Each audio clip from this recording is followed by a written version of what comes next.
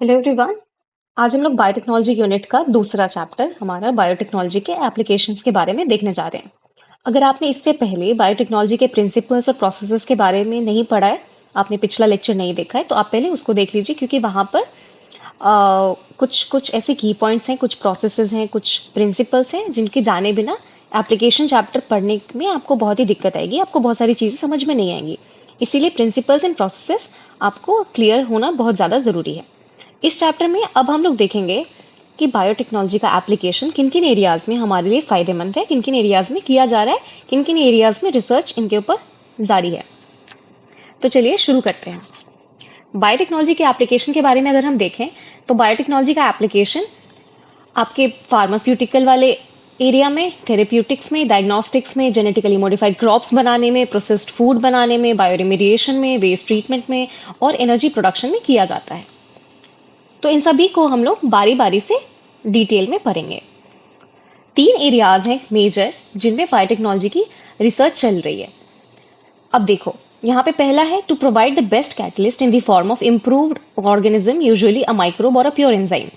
एक किसी भी माइक्रोब से या उस माइक्रोब से जो ऑब्टेन होता है जो एंजाइम, उसको as a best catalyst use करना है हमको।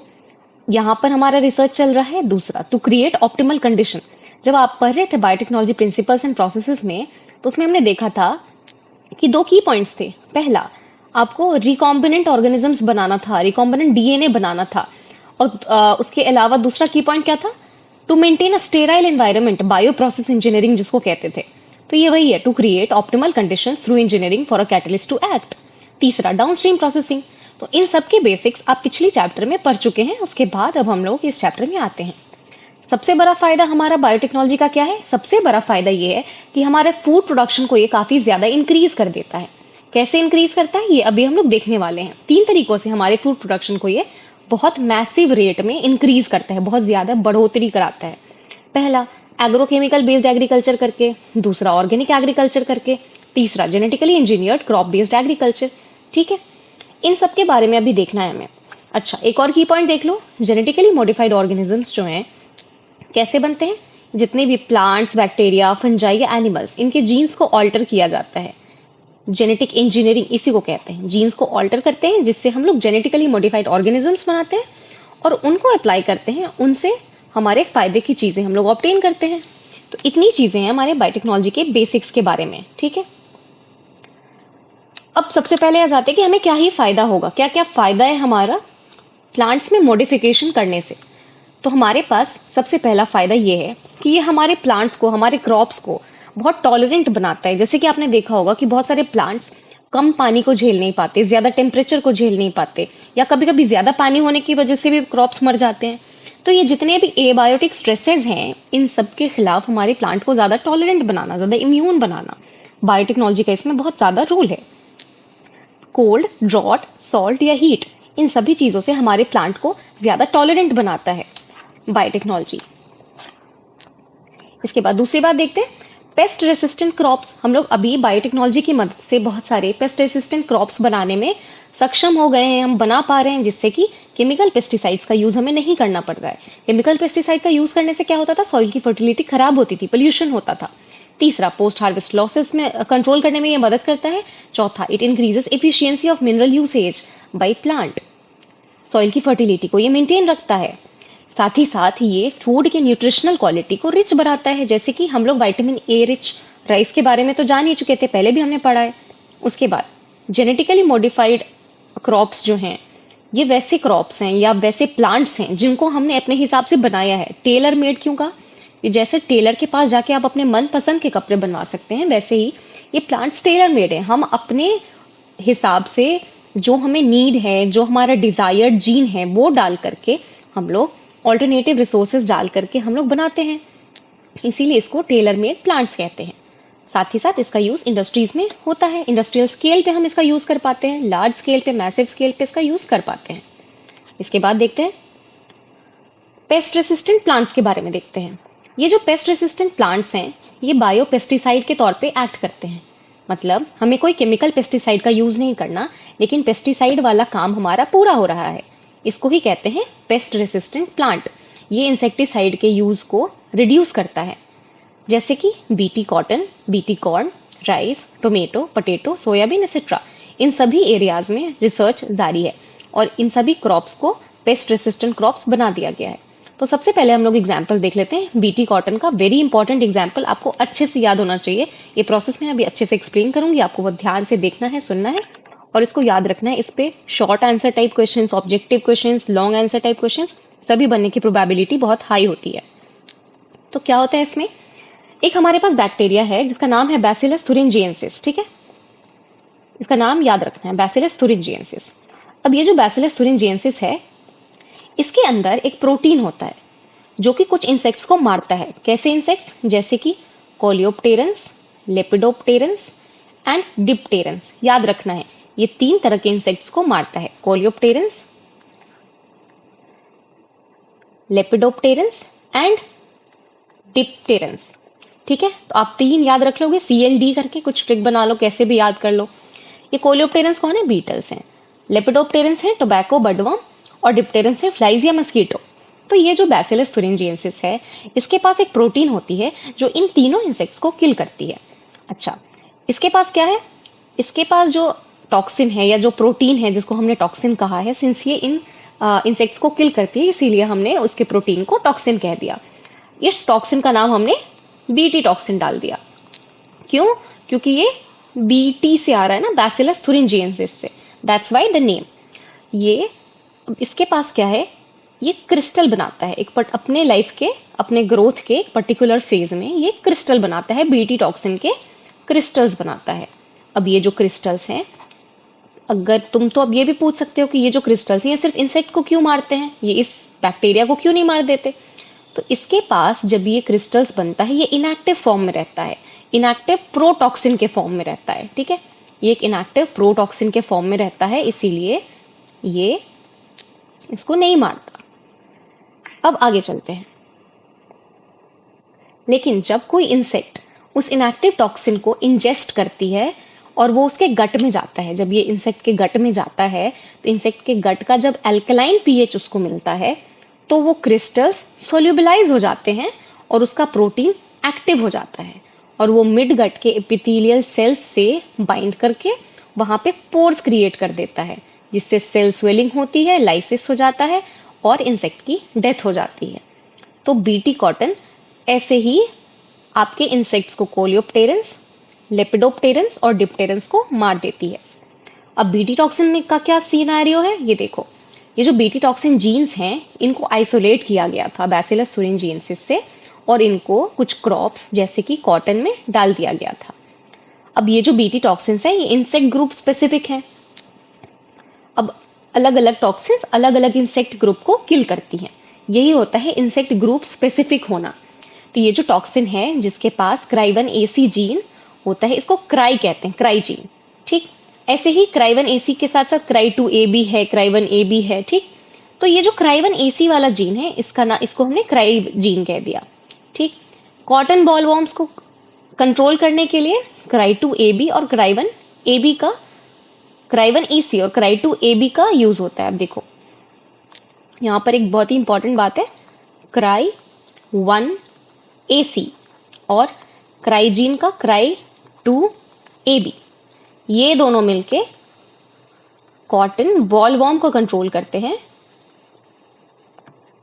और CRY1AB तुम्हारे कॉर्न बोरर को कंट्रोल करता है। यहां से ऑब्जेक्टिव क्वेश्चन बन सकते हैं कि कॉटन बॉलवॉर्म को कंट्रोल करने में कौन कौन से क्राइजीन का रोल है। तो CRY1AC and CRY2AB, you know about that. अब अगर कॉर्न बोरर का सवाल आया तो CRY1AB। ऐसे याद रख लो कि कॉर्न बोरर एक ही एग्जाम्पल है, CRY1 बोरर में BR है, AB से याद रख लो, ठीक है। अब देखो, इसके अलावा एक नेमेटोड है। अब इस नेमेटोड के पास क्या है, इस नेमेटोड का एक RNA है। सपोज ये एक नेमेटोड है जिसके अंदर उसका जो RNA है, ये एक टॉक्सिन प्रोड्यूस कर रहा है, ठीक है।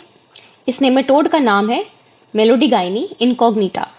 ये टोबैको प्लांट के रूट को इन्फेक्ट करती है और टोबैको प्लांट के टोबैको के प्रोडक्शन में या यील्ड में डिक्रीमेंट लाती है, कम कर देती है उसकी यील्ड को। इसके पास क्या है, इसके पास एक आरएनए है जो कि टॉक्सिन बनाता है, जो कि टोबैको प्लांट को इन्फेक्ट करता है। तो हम लोगों ने सोचा इसका जो ये आरएनए है ये सिंगल स्ट्रैंडेड है। अब इस आरएनए को साइलेंस कराने के लिए, चुप कराने के लिए, रोक देने के लिए हम क्या करेंगे, इसको डबल स्ट्रैंडेड कर देंगे। इसको कहते हैं आरएनए आई, आरएनए इंटरफेरेंस। ठीक है, क्या हुआ इसमें, आरएनए आई एक मेथड है सेलुलर डिफेंस का, जिसमें यूकैरियोट्स के केस में इसमें क्या होता है, किसी स्पेसिफिक एमआरएनए को साइलेंस कर दिया जाता है डबल स्ट्रैंडेड आरएनए मॉलिक्यूल बना करके। तो इसके आरएनए को, इसके एमआरएनए को हमने क्या किया, डबल स्ट्रैंडेड बना दिया। डबल स्ट्रैंडेड आरएनए जब हमने इसको बना दिया तो यही हो गया आरएनए को साइलेंस कर देना, आरएनए इंटरफेरेंस। तो अब ये जो नेमेटोड है, मेलोडीगाइनी इनकॉग्निटा, ये हमारे टोबैको प्लांट को इन्फेक्ट नहीं कर पाएगी। अब ये वो टॉक्सिन नहीं बना पाएगी जिससे कि टोबैको का प्लांट इन्फेक्ट हो। इससे क्या होगा, हमारे टोबैको प्लांट में के यील्ड में कोई कमी नहीं आएगी, यील्ड बिल्कुल प्रॉपर आएगा। इसके अलावा अब यहाँ पर देखो, यहाँ पर आपके पूरे डिटेल में लिखा हुआ है, ये जो कॉम्प्लीमेंट्री आरएनए है ये क्या होता है, ये एक इन्फेक्शन क्रिएट करती है। आरएनए वायरस या कुछ मोबाइल जेनेटिक एलिमेंट है इसके अंदर जिनको ट्रांसपोजॉन्स कहा जाता है, जो कि रेप्लिकेट करते हैं आरएनए इंटरमीडिएट के थ्रू। अब इसमें क्या किया हमने, एग्रोबैक्टीरियम वेक्टर्स का यूज करके निमेटोड स्पेसिफिक जीन्स, कुछ डीएनए डेवलप किया, इसको इंट्रोड्यूस कर दिया हमने होस्ट प्लांट में। अब ये जो होस्ट प्लांट के अंदर ये जो डीएनए हमने इंट्रोड्यूस किया है, ये सेंस और एंटीसेंस आरएनए दोनों बनाएगी। अब ये जो आरएनएज होते हैं तो कॉम्प्लीमेंट्री होते हैं, इसीलिए ये डबल स्ट्रैंडेड आरएनए बना लेंगे, जिससे क्या हो जाएगा, आरएनए इंटरफेरेंस हो जाएगा। आरएनए इंटरफेरेंस जब हो जाएगा तो उसके बाद ये जो पैरासाइट है ये तुम्हारे ट्रांसजेनिक होस्ट में सर्वाइव नहीं कर पाएगी, क्योंकि इसका आरएनए जो है उसके पास क्या हो गया, आरएनए इंटरफेरेंस हो गया, आरएनए साइलेंट हो गया है। तो इतनी चीजें थी हमारे बायोटेक्नोलॉजी के एप्लीकेशन के बारे में in case of plants, in case of plant production. अब देखो मेडिसिन में इसके कुछ एग्जाम्पल्स हैं। मेडिसिन में भी काफ़ी सारे एग्जाम्पल्स हमको देखने को मिल सकते हैं। ये जो रिकॉम्बिनेंट डीएनए टेक्नोलॉजी है हमारा, ये बहुत सारे ड्रग्स का, बहुत सारे दवाइयों का काफ़ी लार्ज स्केल पर प्रोडक्शन करने में हेल्प करती है, जिसके बारे में काफ़ी साल पहले तक, जब तक बायोटेक्नोलॉजी इतना यूज़ में नहीं आया था, हम लोग सोच भी नहीं सकते थे वैसी वैसी दवाइयाँ अब हम बना पा रहे हैं। अब इसमें क्या है, the products from non human sources induce unwanted immunological response. जैसे बहुत सारे दवाइयों का सोर्स हमको मिल जाता था नॉन ह्यूमन सोर्स से भी, जैसे कैटल्स या पिग से हमें मिल जाता था, लेकिन उस केस में क्या होता था, बहुत सारे लोगों को एलर्जी हो जाती थी क्योंकि वो नॉन ह्यूमन सोर्स से है। तो अब जब हम लोग बायोटेक्नोलॉजी की मदद से सेम दवाइयाँ बना पा रहे हैं, तो अब कोई भी एलर्जी या फिर कोई किसी भी तरह का इम्यूनोलॉजिकल रिस्पॉन्स नहीं आ रहा है बॉडी से। तो दवाइयाँ हम लोग बेटर स्केल पे, बेटर दवाइयाँ लार्जर स्केल पे ईजिली हम लोग बना पा रहे हैं। अभी इस टाइम पर लगभग 30 recombinant therapeutics have been approved, ठीक, जिसमें से लगभग 12 इंडिया में मार्केटेड की जा रही हैं। मेडिसिन में अगर देखा जाए तो बहुत ही इंपॉर्टेंट 3 चीज़ें हैं। पहली जेनेटिकली इंजीनियर्ड इंसुलिन, दूसरी जीन थेरेपी और तीसरा मॉलिक्यूलर डायग्नोसिस। इन तीनों के बारे में अभी हम डिटेल में पढ़ते हैं। पहला, जेनेटिकली इंजीनियर्ड इंसुलिन। इंसुलिन में क्या होता है, इंसुलिन यूज किया जाता है एडल्ट ऑनसेट डायबिटीज को कंट्रोल करने में, ठीक। पहले क्या होता था कि कुछ कैटल्स या पिग के पैनक्रियाज में से हम लोग इंसुलिन ऑब्टेन करते थे। उससे क्या होता था कि इंसुलिन को फिर इंजेक्ट कर देते थे। अब ये क्या है, ये एक नॉन ह्यूमन सोर्स है। इसकी वजह से क्या हुआ, बहुत सारे लोगों में वो फॉरेन प्रोडक्ट आने की वजह से बहुत सारी तरह की एलर्जिक रिएक्शंस देखी गई। तो क्या हो गया, फिर उस इंसुलिन का एक्सेप्टेंस कम हो गया क्योंकि उससे एलर्जिक रिएक्शंस हो रही हैं। तो अब क्या हुआ कि बायोटेक्नोलॉजी की मदद से अब हम लोग ह्यूमन इंसुलिन के जैसा ही बैक्टीरिया को यूज करके एकदम ह्यूमन इंसुलिन जैसा हम लोग खुद से बना पा रहे हैं। तो हमें किसी भी नॉन ह्यूमन सोर्स की जरूरत है ही नहीं, जिससे जो भी एलर्जिक रिएक्शंस होनी है वो सभी बंद हो जाएंगी, ठीक है। इंसुलिन में क्या होता है, 2 शॉर्ट पॉलीपेप्टाइड चेन्स होते हैं जिनका नाम है chain A and chain B, जो कि आपस में डाइसल्फाइड लिंकेज से जुड़े हुए होते हैं। तो ये क्वेश्चन आ सकता है कि 2 पॉलीपेप्टाइड चेन्स, चेन ए और चेन बी के बीच में कौन सा बॉन्ड होता है, तो आपको याद रखना है कि डाइसल्फाइड बॉन्ड होता है। मैमल्स में जब इंसुलिन सिंथेसाइज होता है तो वो एक प्रो हार्मोन होता है, मतलब अपने प्रो फॉर्म में होता है, एक्टिव नहीं होता, इनएक्टिव फॉर्म में होता है। इसको प्रोसेसिंग की जरूरत पड़ती है मेच्योर इंसुलिन बनने में। ये प्रो हार्मोन के अंदर क्या होता है, एक सी पेप्टाइड नाम का एक चेन एक्स्ट्रा होता है। जब मैच्योरेशन होता है, इंसुलिन बन रहा होता है, तो ये जो सी पेप्टाइड है ये हटा दिया जाता है। यहाँ पर देखो डायग्राम में, यहाँ पर ये प्रो इंसुलिन है, यहाँ पर पॉलीपेप्टाइड बी चेन है, ये ए चेन है, और बीच में ये जो ग्रे कलर का है ये सी चेन है। जब मैच्योरेशन हो गया, जब बी सेल पेप्टाइडर्स उसमें जुड़ गए, ये मैच्योर हो गया, तो क्या हुआ, एक ए चेन है, ये बी चेन है, बीच में डाइसल्फाइड लिंकेज है, और एक सी पेप्टाइड को फ्री कर दिया गया। ये मैच्योर इंसुलिन का स्ट्रक्चर है। जेनेटिकली इंजीनियर्ड इंसुलिन जो है सबसे पहले जब बनाया गया था 1983 में, एक कंपनी है इली लिली नाम की, ये एक अमेरिकन कंपनी है। इसने 2 डीएनए सीक्वेंसेस बनाए थे ए बी चेन को कॉरेस्पॉन्ड करते हुए, मतलब ए बी चेन के जैसे, जो कि ह्यूमन इंसुलिन को काफी हद तक रिजेंबल कर रहा था। ये दोनों ई कोलाई के प्लाज्मिड में इंट्रोड्यूस कर दिए गए ताकि इंसुलिन चेन्स बन जाए। अब ये जो चेन ए और चेन बी है, इनका कॉम्बाइन कर दिया गया डाइसल्फाइड बॉन्ड से, और उसके बाद ये बन गए ह्यूमन इंसुलिन। ठीक है, तो ऐसे बन गया हमारा जेनेटिकली इंजीनियर्ड इंसुलिन। दूसरी बात आती है हमारी जीन थेरेपी की। जीन थेरेपी क्या है? जीन थेरेपी एक मेथड है जिससे कि जीन डिफेक्ट, किसी भी चाइल्ड या एम्ब्रियो में अगर जीन डिफेक्ट है, उसको हम लोग अगर पता चल गया तो उसको हम करेक्ट कर देते हैं। उसमें क्या होता है, कुछ जीन्स इंसर्ट किए जाते हैं इन दी पर्सन सेल या टिश्यू, ताकि अगर कोई हेरिडिटरी डिजीज हो रही हो तो वो ट्रीट हो सके। ठीक है, इससे क्या होता है, जो नॉन फंक्शनल जीन है जिसकी वजह से डिफेक्ट देखा जा रहा है वो कंपेंसेट हो जाता है, वो प्रॉब्लम नहीं अराइज होती। पहला जो जीन थेरेपी था वो 1990 में किया गया था। ये एक 4 साल की बच्ची को दिया गया था जिसके पास एडिनोसिन डी एमिनेज डिफिशियंसी थी। इसको एडीए डिफिशियंसी भी कहते हैं। ये क्यों होता है? ये एक जीन है जो एडिनोसिन डीएमिनेज के को बनाता है, उसके डिलीशन की वजह से हो जाता है। ठीक, इसमें क्या होता है, ये जो एडिनोसिन डीएमिनेज एंजाइम है, ये एक एंजाइम, ऐसा एंजाइम है जो इम्यून सिस्टम को फंक्शनिंग में, प्रॉपर फंक्शनिंग में मदद करता है। अब अगर ये नहीं रहा तो क्या होगा, इम्यून सिस्टम प्रॉपर फंक्शन नहीं करेगा। इसमें क्या होता है, इसकी ट्रीटमेंट की जाती थी बोन मैरो ट्रांसप्लांटेशन से या फिर एंजाइम रिप्लेसमेंट थेरेपी से, इंजेक्शन ऑफ एडीए। इसमें क्या होता था, एडीए इंजेक्ट कर दिया जाता था, लेकिन इससे कंप्लीट क्योर नहीं होता था। तो अब इसको करेक्ट किया जाने लगा जीन थेरेपी के थ्रू। एडीए डेफिशिएंसी को जीन थेरेपी से हमने करेक्ट करना शुरू किया।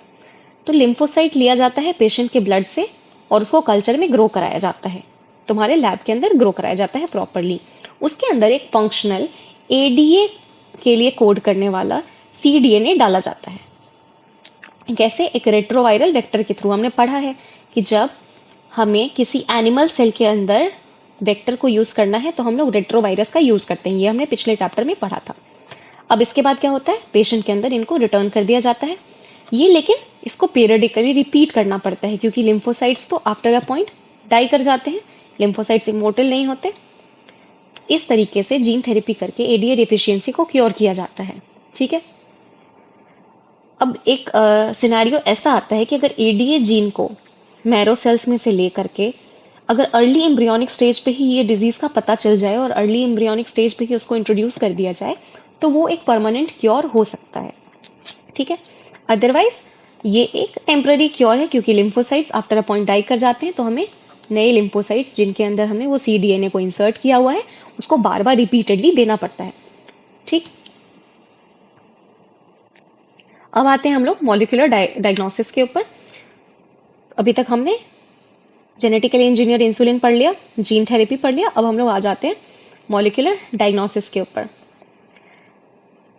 कन्वेंशनल मेथड पहले क्या किया जाता था, पहले सीरम एंड यूरिन एनालिसिस होती थी, लेकिन ये सीरम और यूरिन एनालिसिस से ये अर्ली डायग्नोसिस ऑफ डिजीज में ये हेल्पफुल नहीं होगा, मतलब समय रहते पता नहीं चल पाएगा, ये काफी बाद के स्टेजेस में जाकर के सीरम और यूरिन एनालिसिस से पता चलता है। ठीक है, अब इसमें क्या है, कुछ कुछ टेक्निक्स हैं जिनके थ्रू ये पॉसिबल हो सकता है, जैसे रिकॉम्बिनेंट डीएनए टेक्नोलॉजी पढ़ा है हमने पिछले चैप्टर में, पीसीआर भी हमने पढ़ा है, और एलिसा के थ्रू। ये 3 चीजों के थ्रू हमको अभी ये तीनों मॉलिक्यूलर डायग्नोसिस के टेक्निक्स हैं जिनके थ्रू हमको अर्ली स्टेजेस पे प्रॉब्लम्स के बारे में पता चल सकता है। सबसे पहले जरूरी है डायग्नोज करना ना, तब तो क्योर करेंगे। अगर डायग्नोज ही बहुत बाद के स्टेज में होगा, मतलब बहुत ज्यादा डिफेक्ट हो चुका होगा तब तक, तो अर्ली डायग्नोसिस सबसे इंपॉर्टेंट है। इसी अर्ली डायग्नोसिस के लिए हम लोग मॉलिक्यूलर डायग्नोसिस करते हैं। पीसीआर में हमने क्या क्या देखा था? पीसीआर में हमने देखा था ना कि पॉलीमरेज चेन रिएक्शन में 3 स्टेप्स होता है जिससे वो एम्पलीफाई कर देता है ग्रोथ को। अब देखो, अब क्या है कि सिम्टम्स के बेसिस पे ही हम पता लगाते हैं ना कि कोई पैथोजन है कि नहीं है। लेकिन जब तक हमको सिम्टम दिखता है तब तक तो पैथोजन का कॉन्सेंट्रेशन बहुत ज्यादा बढ़ जाता है ना बॉडी में। अब पीसीआर के थ्रू किसी बैक्टीरिया का या वायरस का, जब कोविड हुआ था तो कोविड में भी तो पीसीआर के थ्रू ही टेस्ट कर रहे थे। तो जब बहुत लो कॉन्सेंट्रेशन में भी अगर कोई बैक्टीरिया या वायरस होता है तो पीसीआर करके हम उसके लो कॉन्सेंट्रेशन से भी पता कर सकते हैं, एम्पलीफाई कर देंगे और उससे क्या होगा, हमको पता चल जाएगा। पीसीआर का यूज कहाँ कहाँ पे होता है? एचआईवी डिटेक्ट करने में, एड्स पेशेंट्स में, म्यूटेशंस डिटेक्ट करने में, कैंसर पेशेंट्स में, और तीसरा जेनेटिक डिसऑर्डर्स को पता करने में। अब देखो क्या होता है, जब सिंगल स्ट्रैंडेड डीएनए या आरएनए होता है उसको हम लोग किसी रेडियो एक्टिव प्रोब के साथ टैग कर देते हैं। रेडियो एक्टिव मॉलिक्यूल को हम लोग प्रोब कहते हैं, ठीक। उसको हाइब्रिडाइज कर देते हैं उसके कॉम्प्लीमेंट्री डीएनए के साथ, cells in a clone of sales.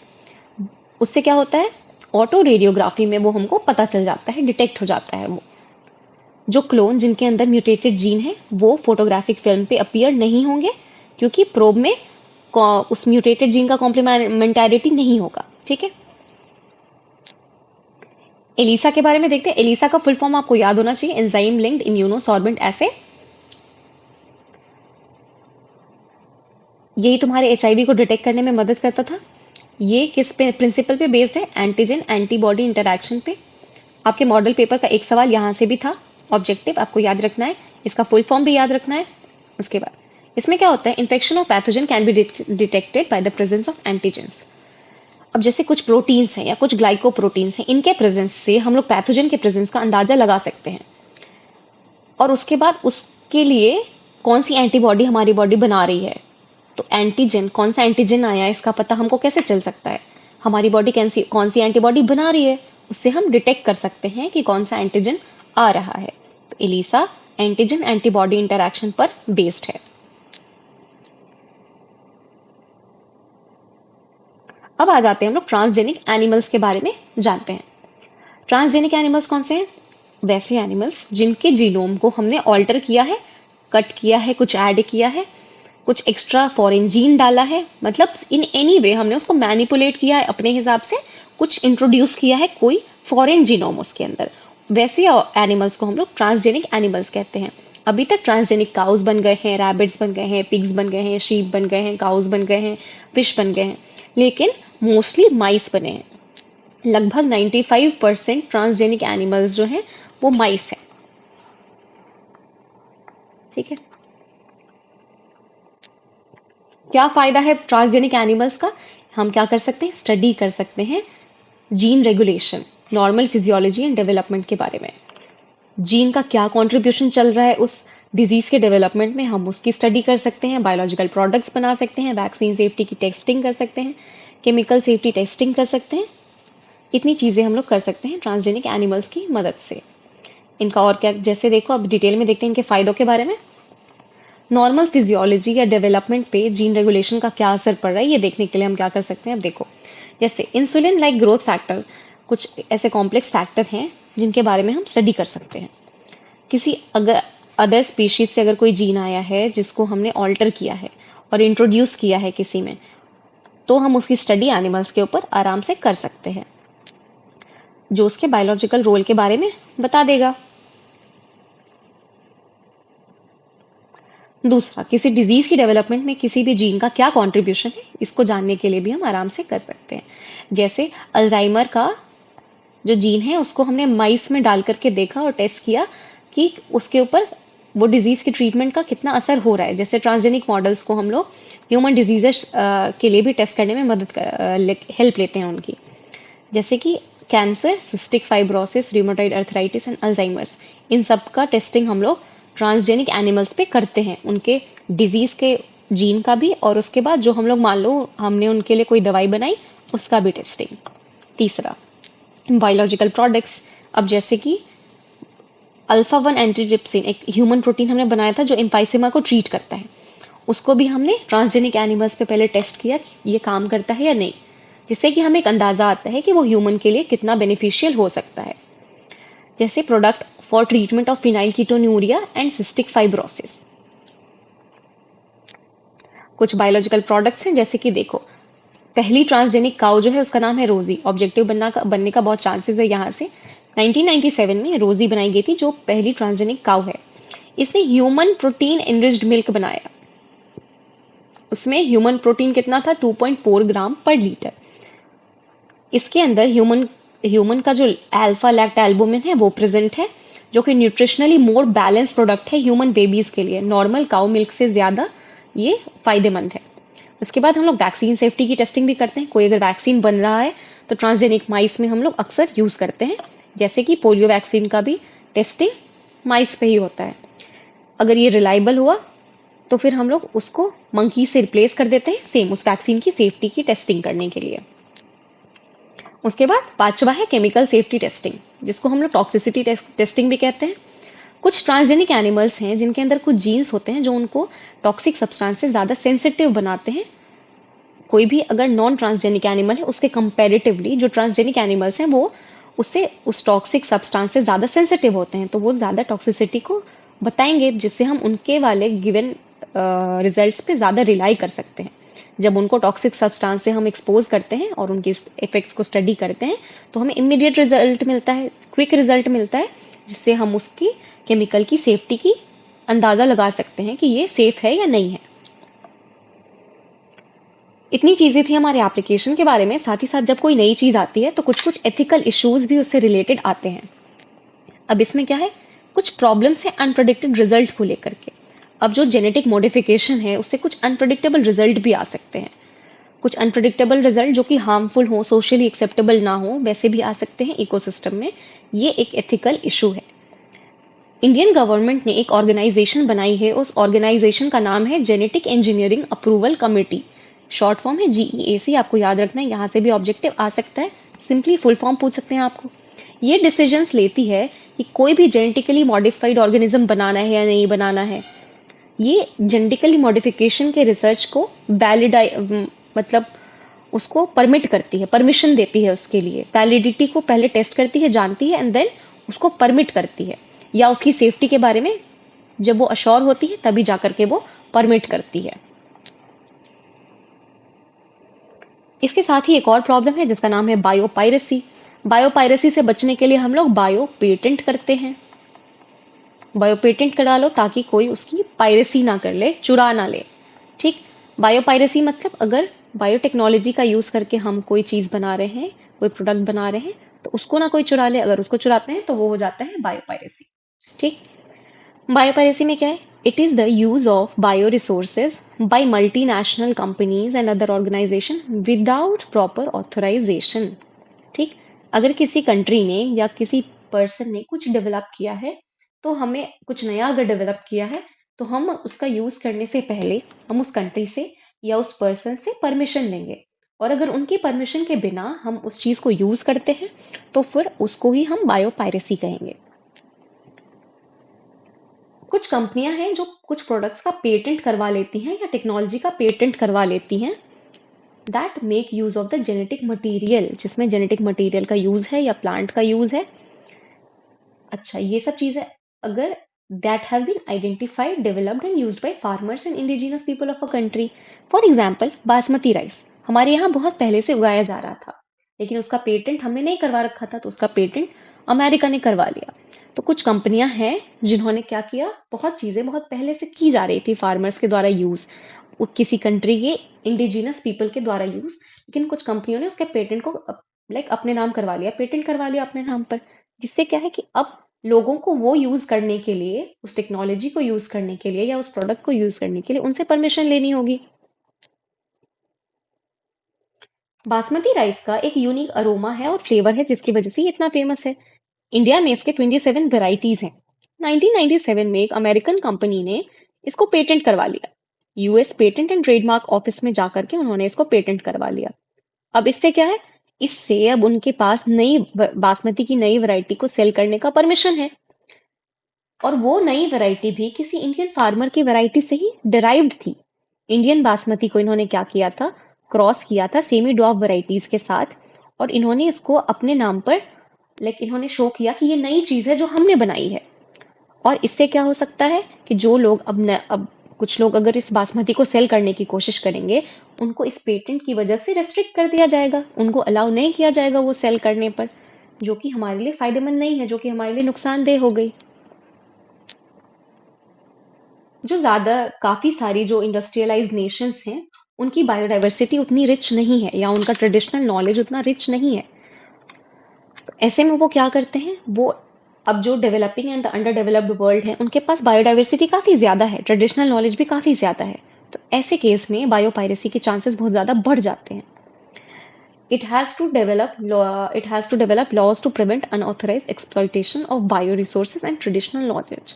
इसके लिए हम क्या कर सकते हैं, हम अपने लॉज को ऐसे डेवलप कर सकते हैं जो कि ऐसे एक्सप्लॉइटेशंस को रोके, बासमती को अपने नाम पर पेटेंट करवा लेने से, और हमारे फार्मर्स सिंस उसको अपने मर्जी से उनके परमिशन के बिना अब यूज नहीं कर पाएंगे, ये एक तरह से एक्सप्लॉइटेशन है। तो इस तरह के एक्सप्लॉइटेशन से बचने के लिए इंडियन पार्लियामेंट ने सेकेंड अमेंडमेंट दिया है in the national patent bill, in the Indian patent bill, जो कि ऐसे इश्यूज को कंसिडर करती है जिसमें पेटेंट के टर्म्स हैं, इमरजेंसी प्रोविजंस लिखे हैं, और डेवलपमेंट इनिशिएटिव लिया गया है ताकि बायो पेटेंट में आसानी रहे और बायो पायरेसी से बचा जा सके।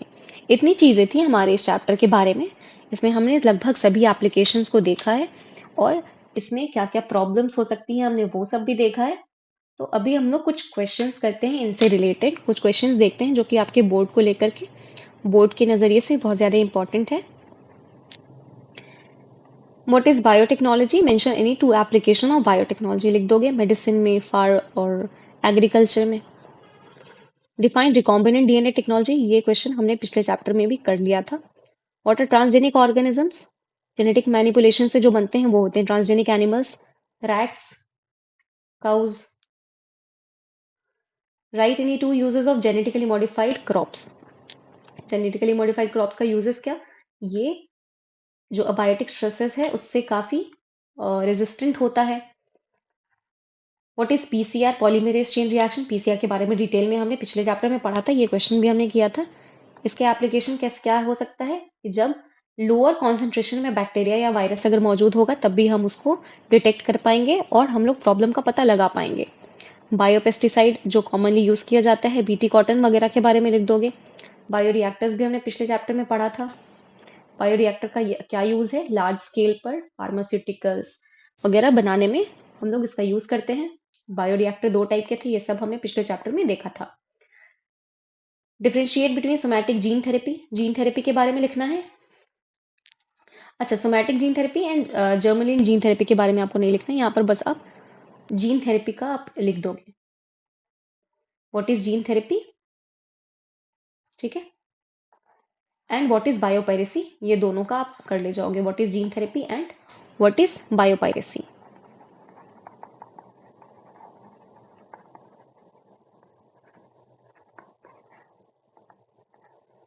बायोपायरेसी के एग्जाम्पल में आप सिंपल बासमती का एग्जाम्पल बहुत आसानी से लिख सकते हैं। इसके कुछ और भी एग्जाम्पल्स हैं जैसे कि नीम एंड टर्मरिक भी है। आप एनसीईआरटी एक बार अच्छे से रीड करेंगे, आपको बहुत सारी चीजें और भी क्लियर होंगी। इसके बाद आते हैं हम लोग कुछ objective questions. Full form of PCR, polymerase chain reaction. Golden rice is enriched with vitamin A, ठीक है, ये इजी सा क्वेश्चन है, कर लोगे अगर बोर्ड्स में आए तो। Which of the following is genetically modified crop, wheat है, बीटी कॉटन है, राइस है या मेज है। बीटी कॉटन है, ये हमने अभी देखा था। फर्स्ट ट्रांसजेनिक काउ कौन सी थी, रोजी। इसके बाद है BT toxin is produced by bacillus thuringiensis, ठीक है। तो इतने क्वेश्चंस हमने किए। इसके बाद है gene therapy is use to treat genetic disorders, ये बात तो ठीक है, ट्रू फॉल्स वाले क्वेश्चंस आ गए। Plasmids are used as vector in genetic engineering, yes of course true. Biopiracy refer to the ethical use of bioresources, नहीं, ethical use नहीं है, ये अनएथिकल यूज है, तो ये स्टेटमेंट फॉल्स है। Insulin was the first commercial product made using recombinant DNA technology, yes, insulin सबसे पहले बनाया गया था। उसके बाद है DNA fingerprinting is used for paternity testing and criminal investigation, yes, ये हमने पिछले चैप्टर में पढ़ा था। इतनी चीजें हमने देखी इस चैप्टर में, कुछ क्वेश्चंस भी किए। आई होप आप सबको ये अच्छे से समझ में आया होगा। Thank you.